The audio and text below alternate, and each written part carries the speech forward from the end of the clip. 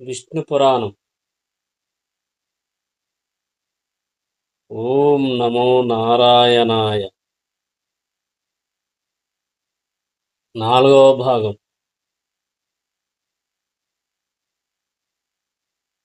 గురువర్య, రచేతసులు సముద్ర మధ్యమున అంతకాలం తపస్సు చేయడానికి కారణం ఏమి?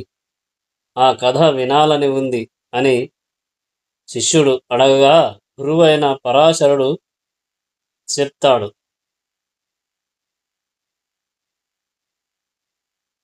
ప్రాచీన బర్హి ఇంద్రుడులాగా భువ లయమును ధర్మ వైభవముతో పాలించాడు. తన మాట జవదాటక భక్తితో ప్రవర్తిస్తున్న కొడుకులతో ఒకనాడన్నాడు, మీరు ధర్మ సమైక్యముతో ప్రవర్తిస్తున్న బుద్ధిమంతులు కనుక మీరు అసాధ్యమేది ఉండదు. మీకు విష్ణువును ధ్యానిస్తూ తపస్సు చేయండి. ఆ దేవుని అనుగ్రహం వల్ల భావికాల ప్రజాపతి శక్తి పొంది చరాచర భూత సృష్టి చేయండి అని చెప్పగా వారందులకు అంగీకరించి సముద్రం నడుమ విష్ణువును ధ్యానిస్తూ అంతకాలం తపస్సు చేశారు. కాగా విష్ణువు ప్రసన్నుడై ప్రత్యక్షమై, మీ తపస్సుకి మెచ్చాను, వరాలు కోరండి, ఇస్తాను అన్నాడు. కమలా మనోరమా జగదేక పవిత్ర చరిత్ర సరోజనేత్ర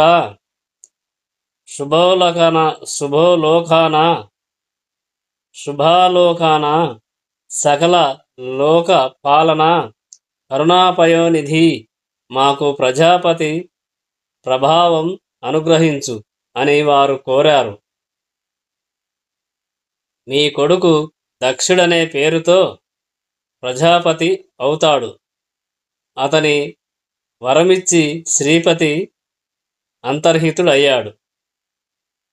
అలాగా విష్ణువు వల్ల వరం పొంది తరువాత వారు సముద్ర మధ్యం నుంచి బయటకు వచ్చారు.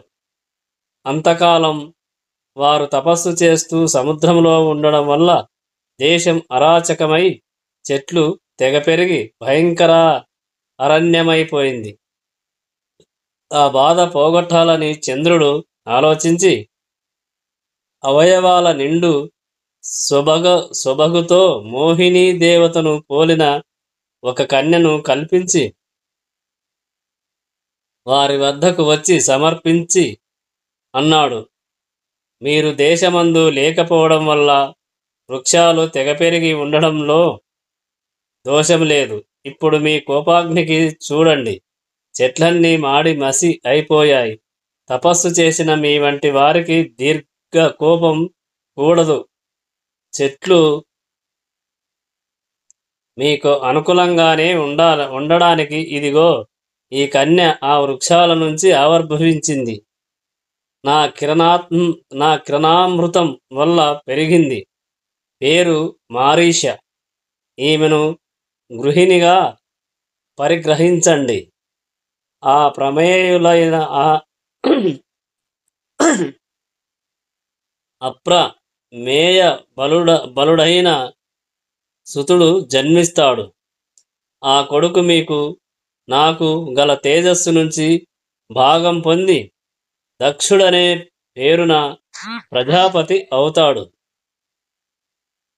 అతని వల్ల ప్రజా సమృద్ధి అవుతుంది అని సాను నయముగా చెప్పగా ప్రచేతసులు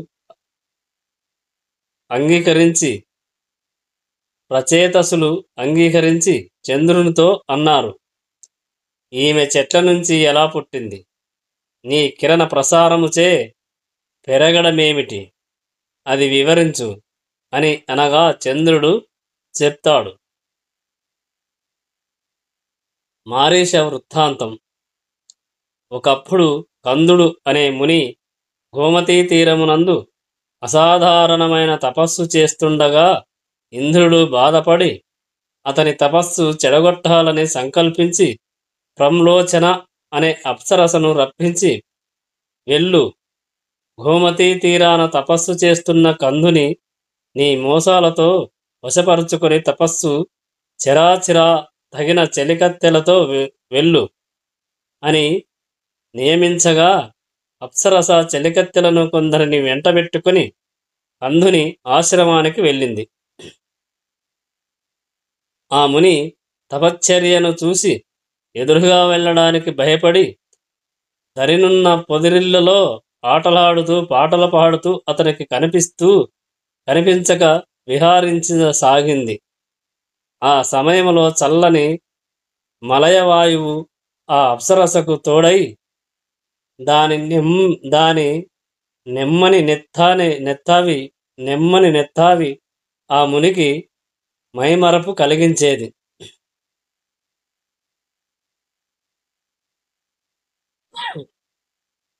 అది అప్పుడు పూచిన పువ్వులు తెచ్చి ముని ముందు వంగి ఉంచేది. ఈనమీటుతూ శృంగార కీర్తనలు పాడేది. అప్పుడప్పుడు తన చేతులు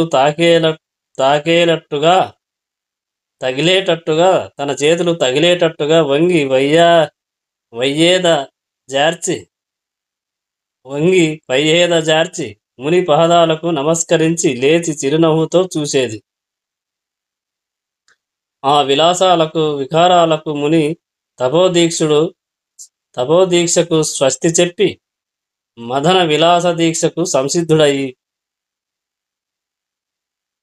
ఒకనాడు సుందరి, నా మనసు దొంగలించిన దానవు, శిక్ష నా కౌగిట్లో నిన్ను బంధించడం అని అనగా, ఆ దేవవేశ్య, స్వామి, మీ మాటకు ఎదురు చెప్పగలనా అని దగ్గరగా వచ్చింది.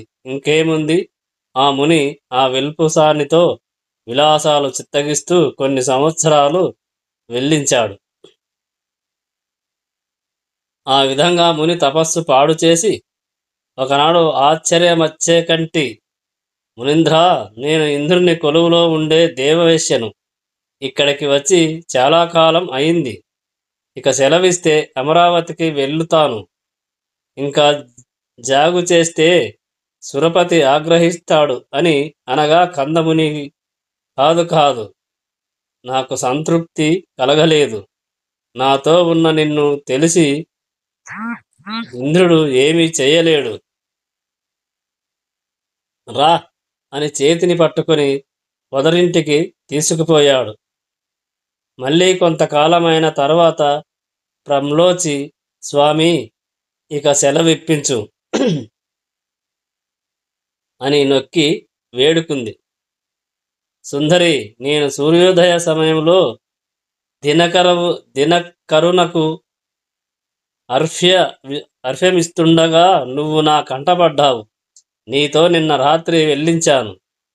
ఈ ఒక్కనాటితో నన్ను విడిచి వెళ్ళడం న్యాయమా అని ముని అనగా, మునీంద్ర, నీ మాటకు ఎదురు చెప్పలేను కానీ జరిగినది ప్రమాణ వాక్కుగా చెప్తాను. నాతో నీవు గడిపిన కాలం 907 సంవత్సరాల 6 నెలల 3 దినాలు. యోగ దృష్టితో చూడు. ప్రమ్లోచి మాటలు విని ముని కనులు మూసి ధ్యానించి తెలుసుకున్నాడు. కనులు తెరిచాడు. కోపరేఖతో కనులు ఎరుపెక్కాయి. నా తపస్సు ఇలా పాడు చేశావా? ఇంద్రుని కపటోపాయము అయినా తప్పు నీదే, కాని ఇంతకాలం నన్ను అలరించావు కనుక క్షమించాను. ఇకపో, నా ఎదుట ఉండకు, మళ్ళీ ఎన్నడూ నా వద్దకు రాకు అని సింహంలాగా గర్జించాడు. చిత్తం చెలవు అని ప్రమ్లోచి రివున పైకెగిరింది. ఆ ఎగరడంలో దాని గర్భమునందున్న ముని వీర్యం చెమటగా అవయవాల నుంచి కారింది.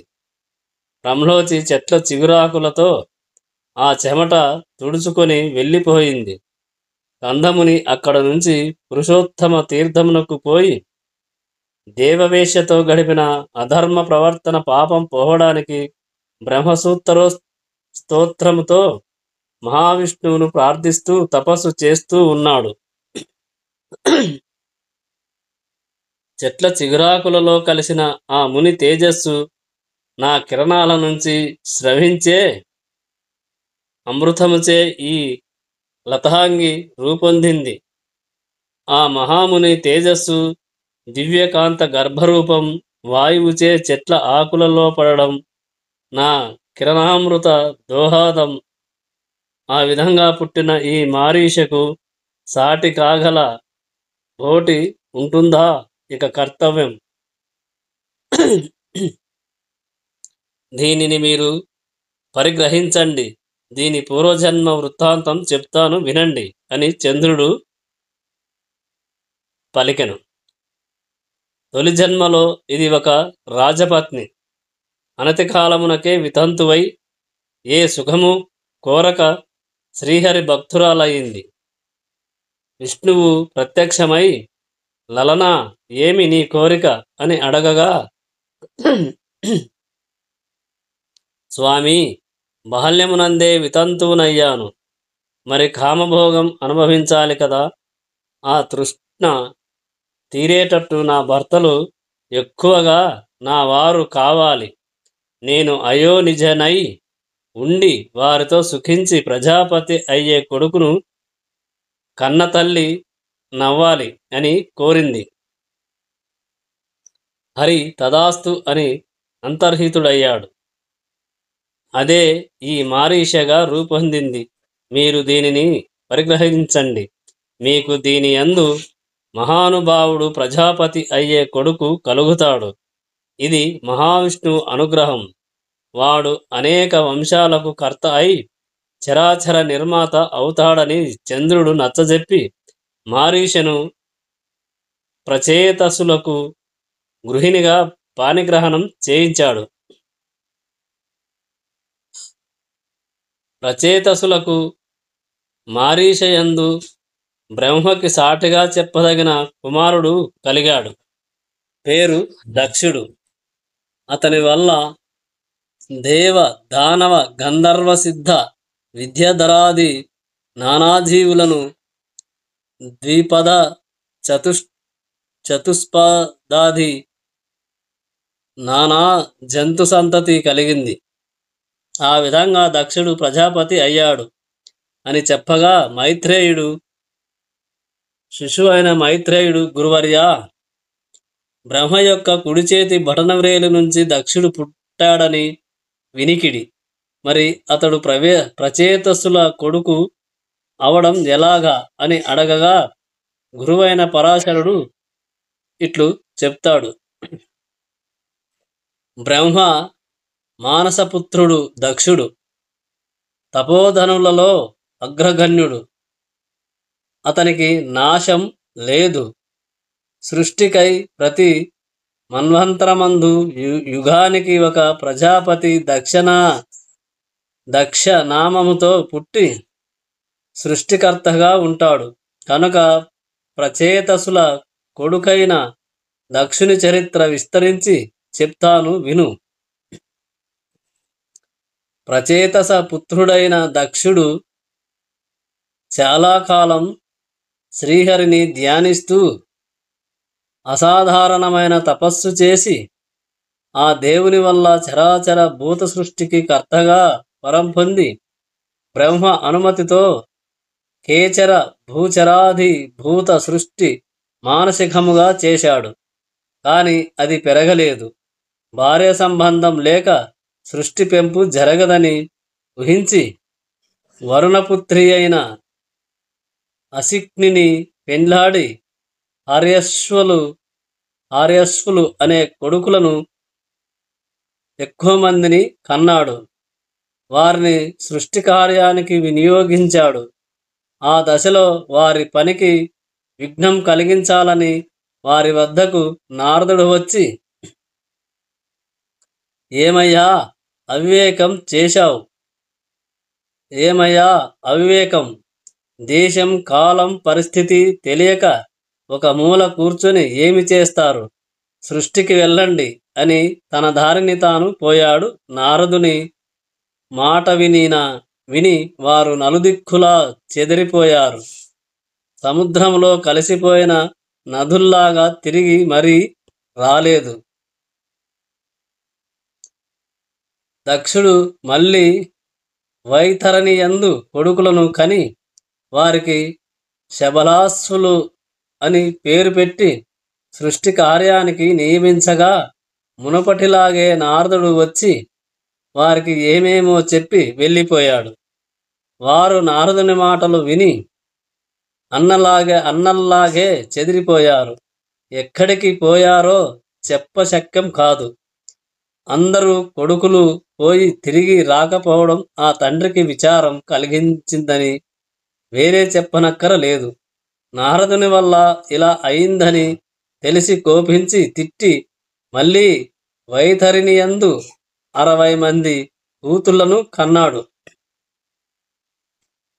వారిలో 10 మందిని ధర్ముడు, 13 కశ్యపుడు, 27 చంద్రుడు, 4 అరిష్టనేమి, 2 బహుపుత్రుడు, 2 అంగీరసుడు, 2 కృతాశ్వుడు పరిగ్రహించారు. ధర్ముని వంశమున పుట్టిన వారిలో విశ్వకర్మ శిల్ప విద్యా పారంగతుడు. అప్పటికప్పుడు వివిధ రకాల దివ్య భవన నిర్మాణం చేసే దివ్య శిల్పిగా ప్రసిద్ధుడయ్యాడు. ఆ విశ్వకర్మ కొడుకు త్వష్టి కొడుకు మహాతపోధనుడు విశ్వరూపుడు. అతని సుతులు 11 రుద్రులు. ఇక కశ్యప ప్రజాపతి సంతతి చెప్తాను విను. అదితికి శక్రుడు, చక్రధరుడు పుట్టారు. చక్షు మన్వంతరమందు దేవగణాలలో ముఖ్యులు 12 ప్రసిద్ధులు అయిన వారు పుట్టారు. వారు వైశ్వత మన్వంతరమునందు ఆర్యముడు, ధాత, త్యష్ట, కుషుడు, రవి, వివస్వంతుడు, సవిత, మిత్రుడు, వరుణుడు, అంశుడు, భగుడు, తేజుడు అని 12 ఉద్భవించారు. బహుపుత్రునకు 14 మనువులు పుట్టారు. అంగీరసునకు రుచికుడు పుట్టాడు. బ్రహ్మర్షిగా ప్రసిద్ధుడు కృతాశ్వునకు దేవాయుధాలు కలిగాయి.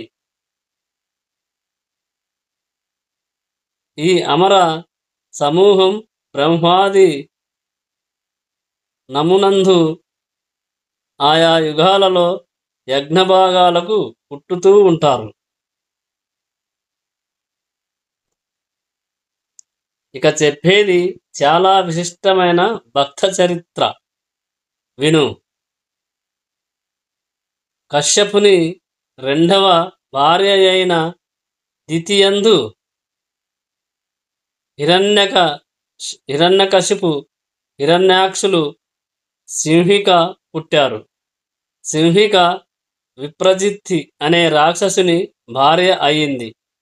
హిరణ్యకశిపునకు ప్రహ్లాదుడు, అనుహ్లాదుడు, సంహ్లాదుడు, హ్లదుడు అనే 4 కొడుకులు పుట్టారు. వారిలో ప్రహ్లాదుడు పరమ భాగవతుడు. అతని చరిత్ర మనసుకి మాటకి అందని మహానీయ గుణ విశిష్టం. అతని చరిత్ర నాకు అందినంత చెప్తాను విను అని గురువు చెప్పాడు.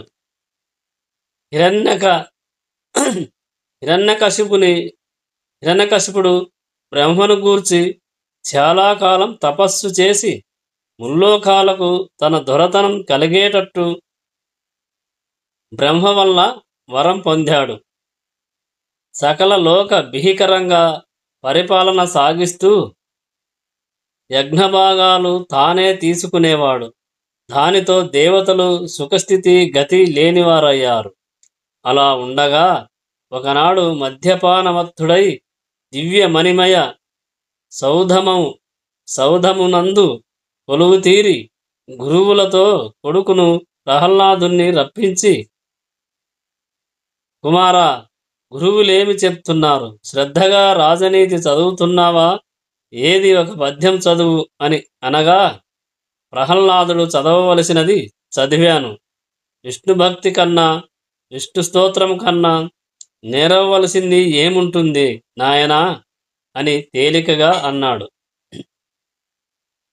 కొడుకు మాట ఆ తండ్రికి శూలముతో పొడిచినట్టు వినిపించి కోపించి కళ్ళెర్రజేసి కొడుకుకి దగ్గరగా అసనాసీనుడై గురువుని చూసి అన్నాడు, ఏమయ్యా, నువ్వు గురువువా? జాతికి బ్రాహ్మణుడవు గాని నీతికి కావు. పసిపాపనికి నువ్వు చెప్పిన చదువు ఇదా? ధనుజకంటకుడైన ఆ విష్ణువును గురించి చెప్తున్నావా? ఏమనాలి నిన్ను? కుటీలమతి. హిరణ్యకశిపుని కరకు మాట విని ఆ గురువు, ధనుజాధిపా, విను నేను చెప్పేది. నీ కొడుకు సంగతి తోడి బాలురకు తెలుసును. నేను నీ సంబంధమైన రాజనీతే చెప్తున్నాను. వింటున్నట్టు నటిస్తాడు. పాఠం అయిన తరువాత అవలకు పోయి ధనుజ బాలురులకు విష్ణువు గురించే చెప్తూ ఉంటాడట. ఏమి చెయ్యమన్నావు? నా తప్పేమీ లేదు అని చెప్పగా హిరణ్యకశిపుడు కొడుకుని అదలించి, ఇదిగో, ఈనాటి నుంచి గురువు చెప్పినది బుద్ధిగా నేర్చుకుంటూ ఉండు. మన వంశానికి విరోధి అయిన ఆ విష్ణువును ఘోష నీకు తగదు. మన ఇంట వంట లేని బుద్ధి ఇది మంచిది కాదు. ఆ విష్ణువు నాకన్నా గొప్పవాడా? నీ వెర్రి కాని అని బుద్ధి చెప్పి గురువుతో పంపించాడు. ఇంటికి వెళ్ళిన తర్వాత గురువు బుజ్జగిస్తూ, ప్రహ్లాదా, నీ తండ్రి బ్రహ్మను గూర్చి గొప్ప తపస్సు చేసి ముల్లోకాలకు ప్రభువుగా వరం పొందిన మహావీరుడు కనుక ఆ విష్ణువు పేరెత్తితే ఒప్పుకోడు మీ నాన్న. విన్నావా? ఇక నేను చెప్పే నీతి శాస్త్రం శ్రద్ధగా చదువుతూ ఉండు అని గురువు అన్నాడు. అని అనగా విని ప్రహ్లాదుడు, అయ్యా, నా తండ్రికి పుట్టిన వెర్రితనం నీకు ఉబ్బినట్టుంది. సకల లోకాధిపతి విష్ణువును కాదని ఇంకొకరిని చెప్పడం అజ్ఞానం కాదా? పాపకర్మలు చేసే ధనుజులకు పౌరోహిత్యం చేస్తున్నందువల్ల వారి గుణాలే నీకు పట్టినట్టున్నాయి. ఇలాంటి నీ దగ్గర చదువుకోవడం తెలివి తక్కువతనం. ఒక్కటే నా నిర్ణయం, ఆ విష్ణుదేవుని కాదని నీ చెప్పే చదువు నేను వినేది లేదు అని ప్రహ్లాదుడు తేల్చి చెప్పాడు. ప్రహ్లాదుని మాట విని ఆ గురువు పెదవి కదల్పలేకపోయాడు.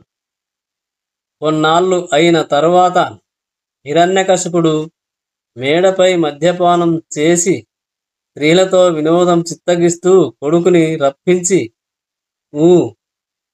శ్రద్ధగా నీతిశాస్త్రం చదువుతున్నావా? ఏది చదువు, వింటాను అని అనగా చెప్పాడు కొడుకు. శ్రీరమణీ మనోహరుడు సర్వలోక విఖ్యాత చరిత్రుడు పద్మనేత్రుడు అయిన విష్ణుదేవుని భజించిన ధన్యుడన్. నాకీ నీతులు గీతులు ఎందుకు అని చెప్పగానే హిరణ్యకశిపుడు, ఆపరా, కోపంతో పళ్ళు పటపటా కొరికి నిప్పులు రువ్వే చూపుతో కొడుకును చూసి, దురాత్మ, వంశానికి ముప్పు తెచ్చే దుర్మార్గుడవైనావు. మనుజ జాతికి మారకుడైన వానిని భజిస్తున్నావా? ఎంత ధైర్యం! నా ముందు నా పగవానిని పొగుడుతున్నావే! ఇక నిన్ను ప్రాణాలతో ఉంచేది లేదు, చంపవలసిందే. నువ్వు భజించే ఆ ధనుజవైరి నిన్ను ఎలా కాపాడుతాడో చూస్తాను అని తాళ్లతో కట్టి ఏనుగులతో పొడిపించి విషాన్నం పెట్టించి ఇలాగూ ఏవేవో మరణ ప్రయోగాలు చేశాడు. వాటికి ప్రహ్లాదుడు మరింత తేజస్సుతో రాణించాడు గాని క్షీణించలేదు. హిరణ్యకశిపుడు కుక్కన పేనులాగా నోరు మూసుకొని వింతగా చింతగా చూస్తూ కూర్చున్నాడు. ప్రహ్లాదుడు మళ్ళీ గురువు వద్దకు వెళ్ళిపోయాడు. కొన్నాళ్ళు గడిచిన తరువాత హిరణ్యకశిపుడు కొడుకుని రప్పించి, ఏమి నీ బుద్ధి మారిందా లేదా? గురువు చెప్పినట్టు కులోచితమైన విద్య చదువుతున్నావా అని అడిగాడు. నాయనా, నా బుద్ధి ఆ విష్ణుదేవుని భజనకి అంకితమైపోయింది. లౌకికమైన కుల విద్యకి కట్టుపడదు. ఇదే నా నిర్ణయం అని ప్రహ్లాదుడు చెప్పగా హిరణ్యకశిపుడు మితిమీరిన కోపంతో చూసి, సరే, ఇక నిన్ను మరణహోమంతో తుదముట్టించవలసిందే అని తన భటులను చూసి, వీడిని ఈడ్చుకుపోయి తాళ్లతో కట్టి సముద్రంలో పడద్రోసి పైన ఒక కొండ పడవేసి చంపి రండి అని శాసించాడు.